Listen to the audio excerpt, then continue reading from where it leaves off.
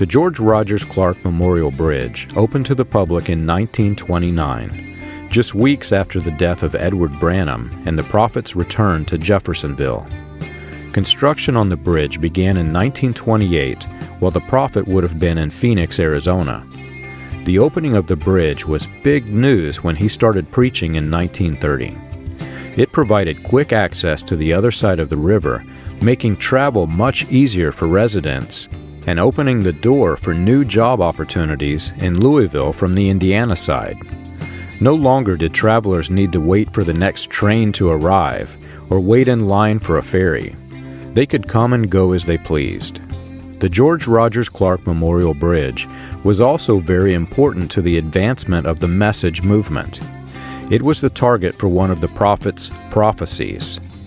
For those of us in the message, the bridge itself stood as vindication of the accuracy of the Prophet's prophecies.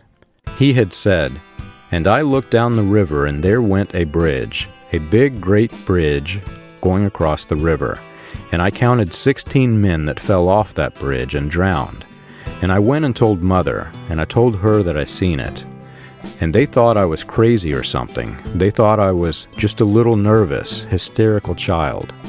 And 22 years from that time on the same ground went the municipal bridge across, and 16 men lost their lives on it. When I learned that the Prophet was living in Kansas in 1929, and that he began preaching for Roy E. Davis in 1930, the pieces of the puzzle seemed even more disconnected. With Davis's Pentecostal Baptist Church in Louisville instead of Jeffersonville at that time, what made the church more appealing than one of the many local Jeffersonville churches? I became curious as to what it was like in Jeffersonville and Louisville when the Prophet returned from Arizona and Kansas. Since the new bridge would have been big news at the time, the bridge seemed like a good place to start.